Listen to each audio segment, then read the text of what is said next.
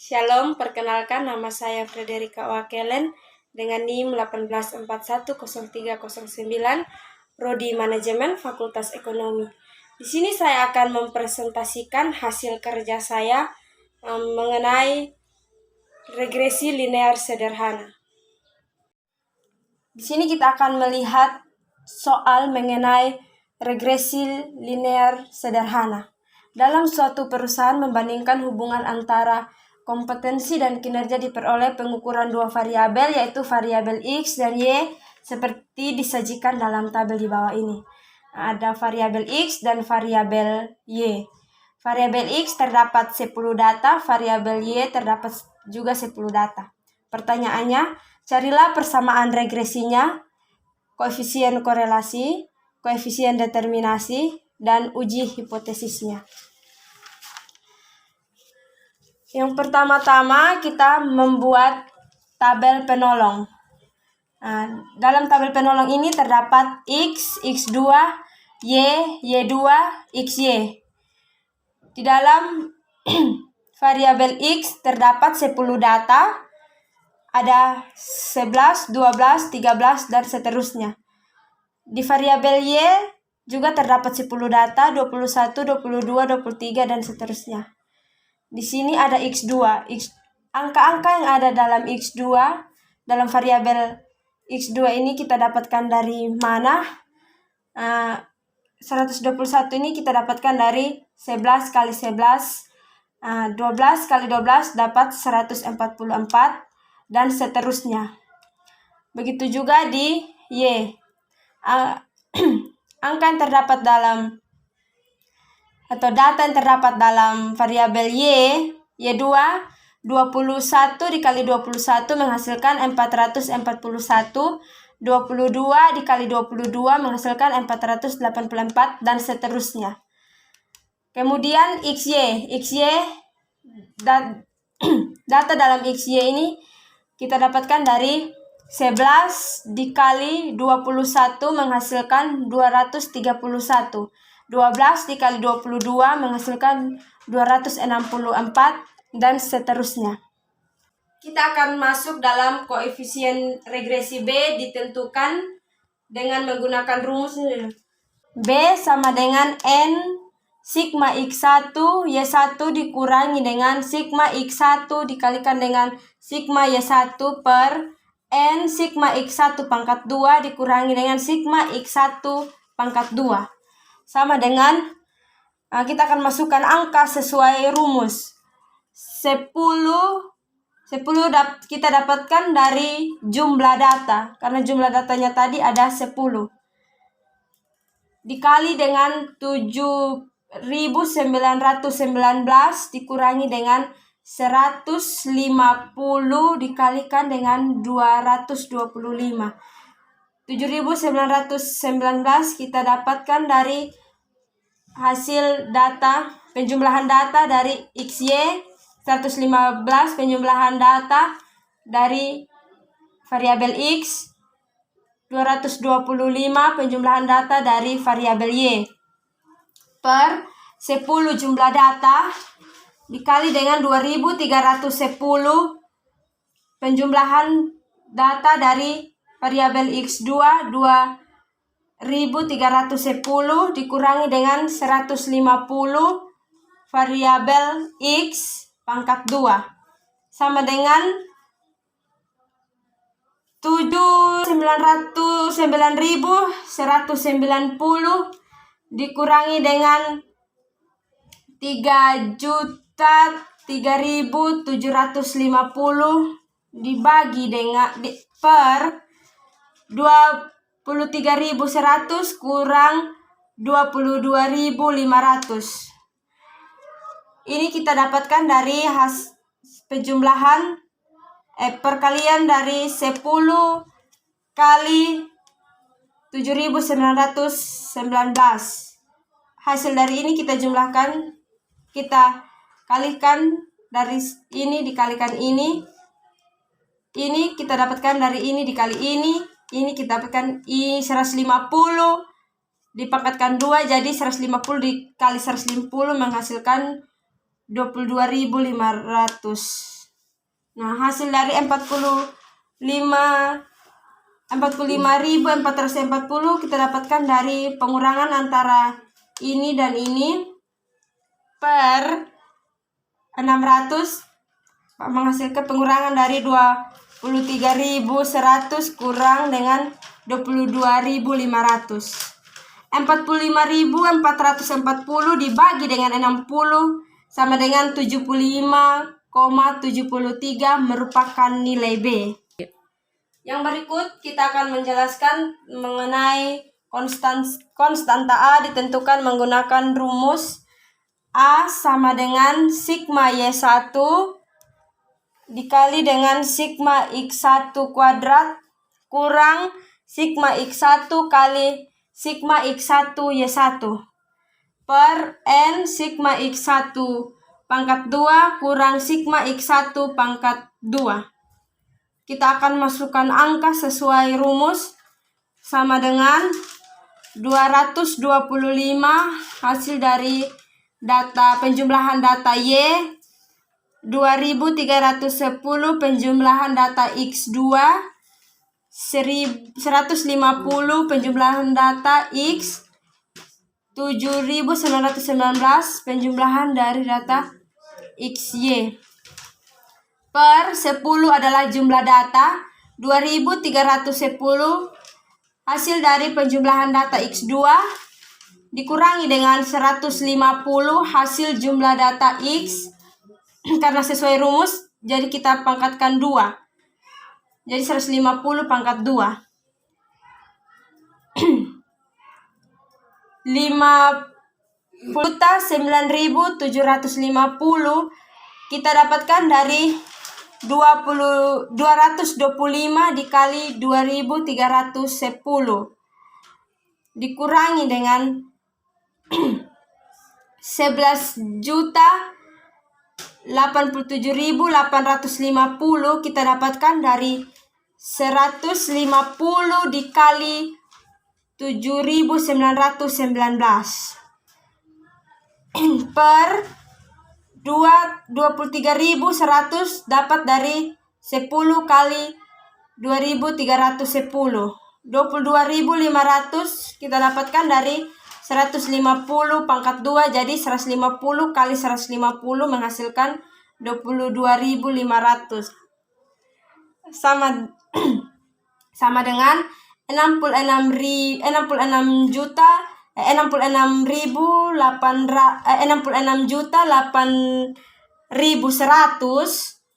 kita dapatkan dari 51.970.750 dikurangi dengan 11.087.850 menghasilkan ini. Dibagi dengan 600. Nah, 600 kita dapatkan dari 23.100 dikurangi dengan 22.500 menghasilkan 600.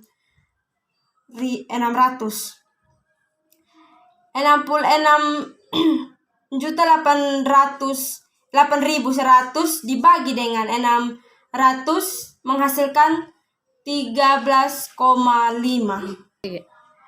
Jadi konstanta A juga dapat dicari dari nilai rata-rata X dan Y, yaitu A sama dengan Y kurang BX sama dengan 66.8.100 dikalikan dengan dibagi dengan 600 menghasilkan 13,5. Sehingga model persamaan regresi linear sederhananya adalah Y sama dengan 13,5 tambah 75,73. Masuk pada koefisien korelasi R. Rumus, kita akan masukkan rumus N sigma X1 Y1 sama dengan 1 dikurangi sigma X1 per sama dengan 1 kali sigma Y1 per 1 per R sama dengan N sigma X1 pangkat 2 sama dengan 1 dikurangi sigma X1 pangkat 2 sama dengan 1 dikali dengan N sigma Y1 pangkat 2 kurang sigma Y1 pangkat 2. Kita akan masukkan angka sesuai rumus. 10 kita dapatkan dari jumlah data. 7.919 dapat dari penjumlahan data XY menghasilkan 7.919 di sini. 150 dapat dari penjumlahan data X. 225 penjumlahan data Y. Per akar 10 ini ya seperti sudah dijelaskan tadi, dapat dari jumlah data dikali dengan 2.310 dapat dari penjumlahan data-data X2 dikurangi dengan 150 penjumlahan data X pangkat 2 karena sesuai rumus pangkat 2 kali dengan 10 jumlah data 6.585 dapat dari penjumlahan data-data Y2 dikurangi dengan 225 penjumlahan data Y pangkat 2 karena sesuai rumus. Jadi kita tulis di sini 2 sama dengan 79.150 kita dapatkan dari hasil 10 dikali dengan 7.919 menghasilkan ini. 33.750 kita dapatkan dari 150 dikalikan dengan 225 per akar 23.100 dapat dari 10 dikalikan dengan 2.310 kurang 22.500 dapat dari 150 kali 150 karena di sini 150 pangkat 2. 65.850 dapat dari 10 kali 6.585 kurang 225 pangkat 2 menghasilkan ini 50.625 sama dengan 45.440 dapat dari ini dikurangi ini per akar 23.100 kurang 22.500 mendapatkan 600 dikurangi dengan 65.850 kurang 5.625 menghasilkan 15.225. Hasilnya sama dengan kita akan turunkan angka sesuai rumus ya. 45.400 kita tuliskan kembali di sini. Kita bagi dengan akar 600 dikurangi dengan 15.225 menghasilkan 14.625.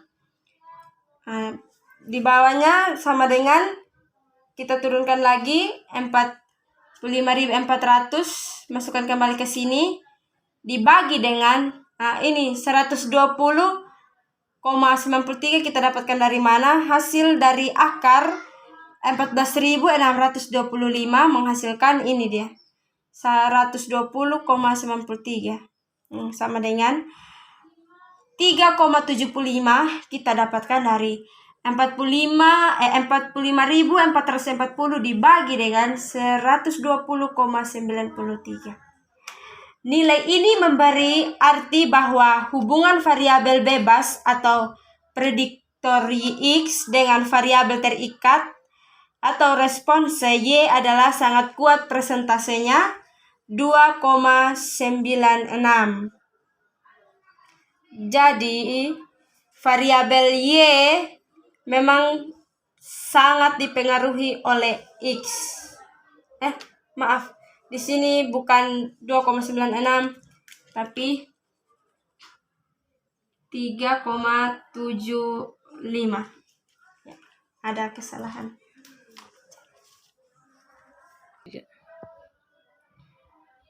Yang ketiga, kita masuk dalam koefisien determinasinya R2.